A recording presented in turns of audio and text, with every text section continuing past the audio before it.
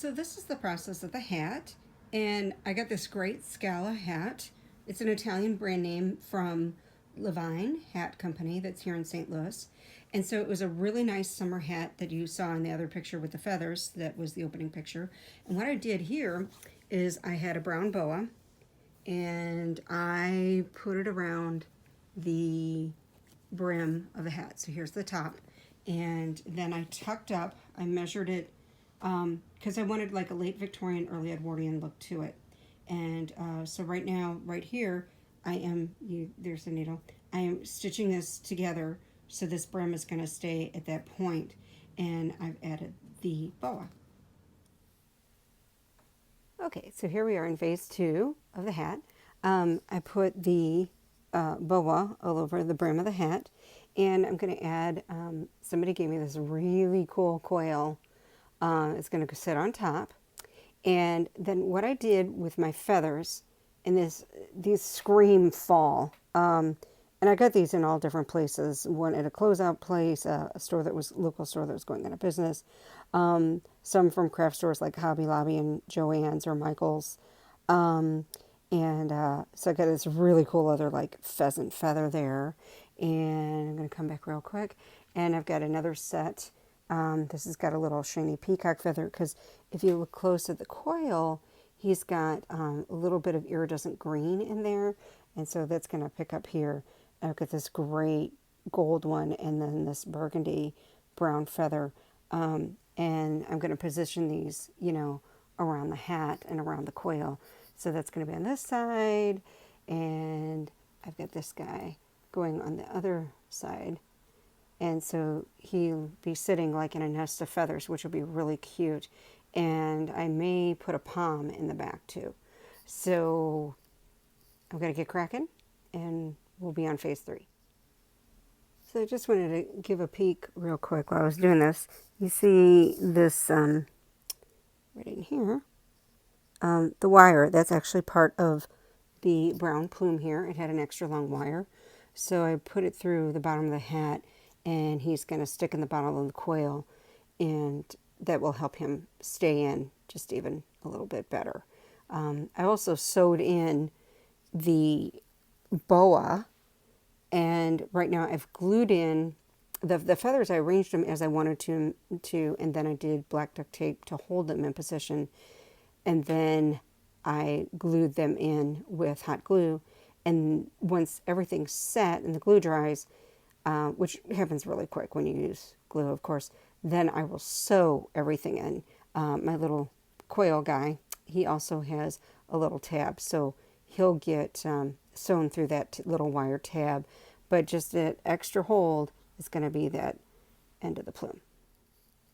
All right, last step is finished. I got the coil nestled in between the different plumes. I'm going to show you in some better light here in a second. But to give you an idea, I did that. And then I had another piece from another hat that went bad. It had a nice palm on it with a really pretty gear. And it's a common one. You can just buy those. But some really nice ribbon. This really pretty chocolate brown and some black. You really can't see it here. But I'm going to actually move this to the floor because the light's a little better. So there it is from the back, and it's got these brilliant colors that match really well with fall. And this is kind of like my fall birthday hat too, in a way. But yeah, look at that beauty. And last step is I'm going to put it on in just a few.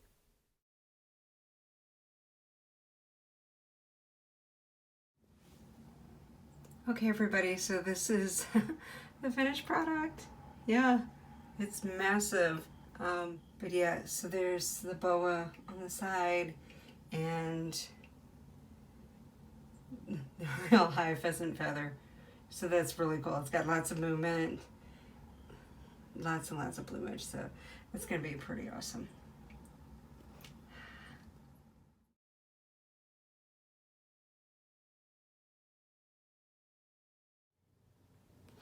Hello everyone, hello lovelies, it's Victoria, and I'm showing you what I'm working on for Witch's Night Out, which I'm doing kind of like a steampunk inspired witch.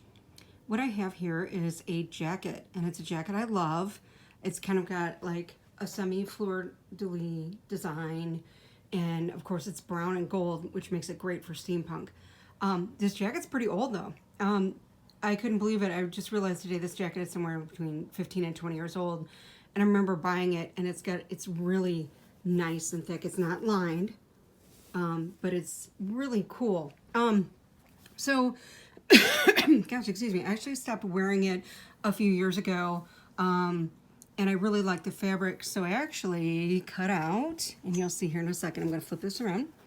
I cut out a back panel to use for a hat, but I still like this fabric, but I think what I'm going to do, and actually I know what I'm going to do, is make this a collared vest. I'm going to take the sleeves off, and I am going to make this a little more feminine. I still want it menswear inspired, so I'm going to taper these underneath the pocket here to points, and then I'm going to take off most of the back.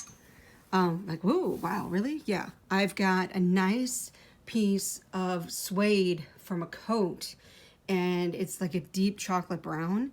And what I'd like to do, again, to keep it male inspired, is that's going to go in here, and it's already got kind of points, this piece of fabric I have, so it's going to be like a tail coated vest. So this is going to be a nifty project. It's I don't always post these because I'm usually writing or doing something else and I'm really busy, so I'm pretty excited to put this together, and I will post you updates as we go along. But another thing I want to say is this is a little long here. The pockets are huge, which is nice. But in order to get that V, I'm going to have to cut back on some of that pocket. But that's not going to be a problem. And again, I am not a big seamstress by any means. But I know how to put things together and make it look good. And I like to upcycle a lot of things. So this jacket's definitely an upcycle. I'm down to about like a size 18-20 in a jacket because I'm really busty. And I've kind of got meaty arms, but this was a 24, so now it's a little big for me, but the fabric's awesome, so I'll be able to take some of that out. And then what I don't use, of course, like the sleeves, I'll use into something else like hats and other things. So I will add to this as we go along. Hello lilies, it's Victoria. So I just want to give you an update where I'm at. On the jacket that's turning into the vest, you can see here, I cut off the sleeves, and it's really quite expansive. This jacket is much bigger than I remember it being. So it's going to get pared down a lot, and I'll be able to take it in. So I have the luxury of having a really nifty, strong fabric and being able to take it in quite a bit. So in the front, I'm going to make these points here under the pockets like this and like this, to give it a nice waisted look. I was going to take off the collar, but now I'm like, nah, I think I like the collar, and because it's really pretty. And when I do the back, I was going to cut this completely off, but now I think I'm really probably going to cut it off somewhere in here, and then put the suede, because this is, I'll show you this suede coming down to the bed. Yeah, it's a really nice chocolate brown suede. I may have to hand sew this, and then I'll have tails that will echo the front points on that. And this was part of an old coat that I got for super cheap at Goodwill.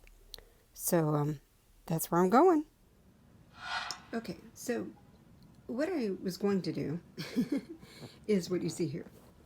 It's this beautiful brown suede backing that was from a coat, and I started putting this together, and like, this is a really nice piece. It will look great on the back here, but this jacket is already pretty heavy, that I cut from, and I was going to cut this chunk off here that you see and put that on, and I'm like, wow. I mean, it was a heavy jacket, and I really wanted to lighten it. This is only going to make it heavy again.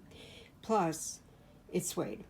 And man, suede, if you don't have the right tools And right now I don't have a needle that's strong enough probably to go through that. That would be a lot of hand sewing, and I am just running out of time. So what I do have is the lining from this. And I'll put this out real quick. You can see the tag from the original coat, and it's a 1980s coat. It was really well made though, with all different pieces. So that's going to go in its place. And again, it's a nice chocolate brown. This is really lightweight. Again, it's a lining. It's hard to see. I've got, see that beautiful print in there, like a jacquard print. So I think that's going to be a nice backing to that. And again, it's super lightweight, so this is not going to be frying hot. So I've got some more seam ripping to do, and then I'll cut to fit the back. Okay, so we're in the finishing stages of this project. Right now, yes, it still looks very bulky. I've removed the sleeves. I have to go back in, and let's go this way. And I have to take in some of this here. I didn't want to run that through the machine. It was pretty solid and didn't want to feel like breaking a needle. So I'm going to just hand sew that at the shoulders. It still looks very tubular. So, to use an 80s phrase. And again, it lost a lot of weight. So here's a couple things I need to do. Is, of course, I need to take it in. I'd rather have too much fabric to work with than not. It's a little snug on the hips. I mean, it's like just right on. But I am going to cut, make it more like a vest. I'm going to cut a deep V here on both sides. So probably from this button on here, and then that V is going to come up probably somewhere in here and come up to here. But I just want to make sure it's at my low back, because I do actually have a pretty decent back. I have a small back. So I want that to come up, because what I'm going to wear this with is usually nice trousers or something, or a bustle skirt. And I want to have access to my back pockets. And then if I'm wearing a bustle, I want the skirt to show, you know, the bustle in the back. So I'm going to feminize this quite a bit more. And again, look at all that extra. Like I said, I lost a lot of weight, but I still need kind of large armholes. I still got some wiggle there on the arm. So I'm going to take this in a bit. The other thing I'm going to do too, before I pin this up, is I'm going to put on a better bra. Of course, because here you see the darting, and my bust is way down here. And if I put on the right bra, it gives me uplift. That's going to work a little better. So I'm going to be able to take a huge hunk in on both sides here. So I'm going to take this off here in a few minutes, put on a good brassiere, and turn it inside out, and then I'm going to pin it to how I want it. So I'll take that in, and I'll put the points in. Probably, like I said, maybe, you know, maybe to here. I do want the front long, because I want to be able to belt this. And maybe not come up all the way in the back, because like I said, maybe not come all the way up in the back. Like I said, I do want to belt that, or be able to belt it as another option. So it's just not like thick panels.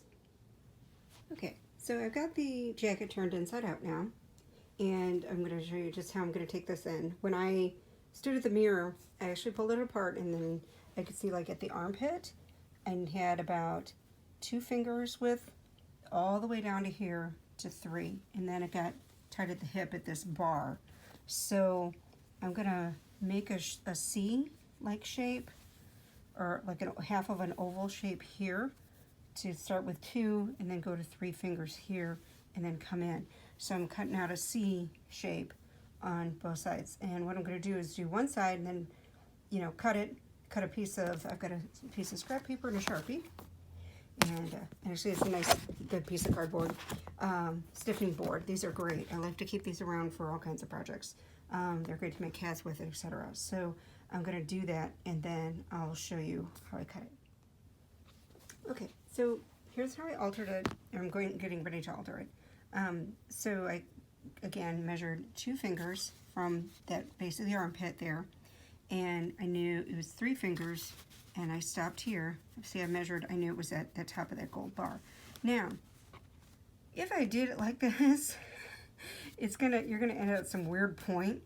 So when I actually go ahead and make this, and I'm gonna put the camera down, I'll do it, and then I'll show you. I'm gonna smooth this out. You want just a nice line, a nice kind of S curve, because you don't want like jagged, because you want it to form to your body. I have a small back, a big bust, and I'm short-waisted and got a big butt. So I am very curvy, and so I have to make room to go, to take it in where I'm small, and my waist is very high, so it's just right under my bust, and then come out and make room for my hips. And it's one of the things is as I lose more weight, and again, this jacket I bought when I was a lot heavier.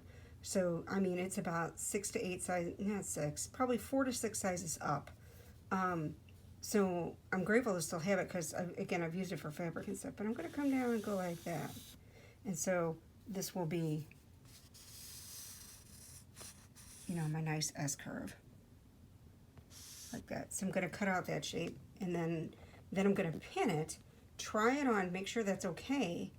Always try it on before you cut. Measure twice, cut once. Same thing with tools and everything else you use. So I'm going to do that on both sides, pin it, make sure that it'll still work for me, and then I'll sew it. So again, I made that nice S curve. Again, I cut that nice C shape that I originally had, but made it more of an S curve. So again, that it's not like, you don't have a jagged edge. And I measured it to where that's going to cut through right at almost the end of that, there. And got it flush. And I'm actually going to come back with a marker and tighten that up a little bit, because it's still a little, I mean, I don't mind a little extra. But I obviously traced it, and I did this side of the garment, obviously, because this is thicker, and the Sharpie is not going to bleed through that nice thinner fabric I've got in the back. So what I did the other side, again, all I had to do was flip it over. I wanted this nice and flushed right up to almost the end of that, and all I had to do was trace it. And that one's perfect. There's a black line all the way through. So this one I got to fix a little bit.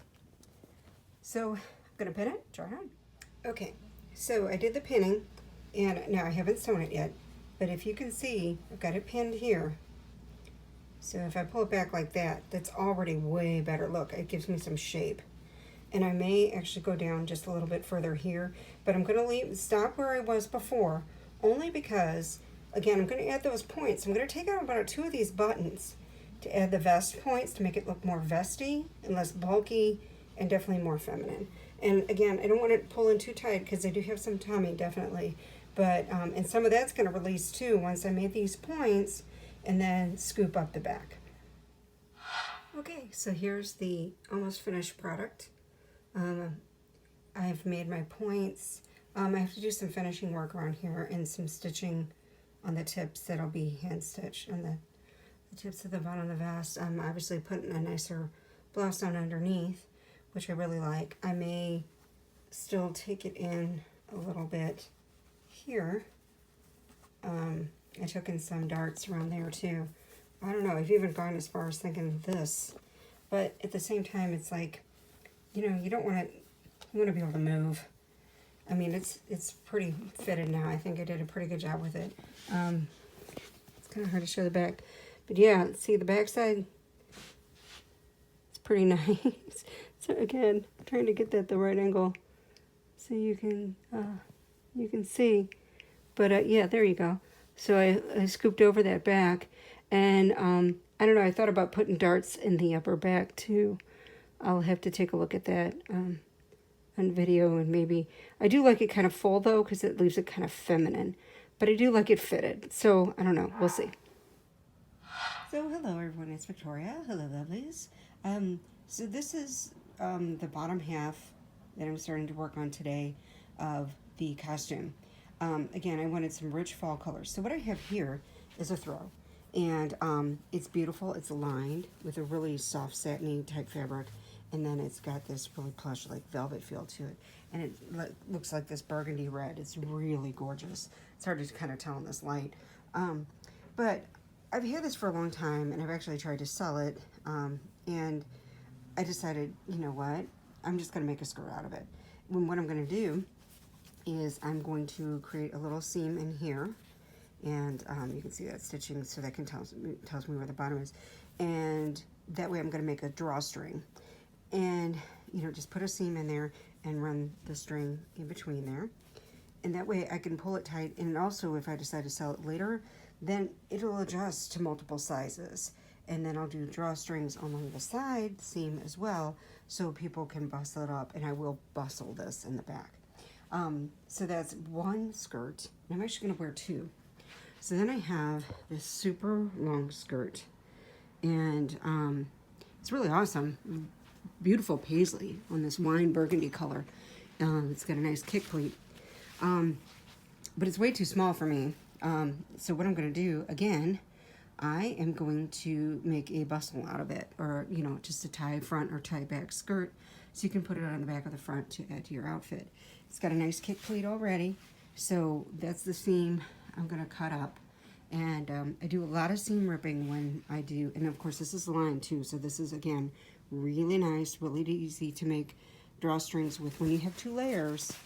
And you can sew these together, and it's not too hard, really. You just run it through your machine, and then, you know, run another seam in there, and then you have a drawstring in between there. So you can pull up and down your skirt. It makes it look really cool. It's very simple to do. It's one of my favorite things to do with like a long skirt, or when I'm upcycling or altering outfits. So I will show you the finished product. Probably after this weekend, after I wear it. So, and I'll show you different steps along the way. And here's the skirt with the seam open. And I cut out the zipper that ran, you can see pretty clearly from here to here. And I'll be able to reuse that zipper for something else. So this is the choker that I did for my Steampunk Witch. I had these really cool butterfly dealies that I had, and this is the, of course, a doorknob plate and a little really beautiful antique piece doorknob that I got, and I put it on a vintage piece of lace. And then it has, because these are really, you know, strong, they don't move, 2 rows of ribbon. What I think I'm going to do, though, is now that that costume is done and been worn, is do something with this, maybe put in like some mini lace or something with the thread, and then this moves around a lot, so put like a bundle of lace or something around there. But otherwise, really satisfied with how that came out.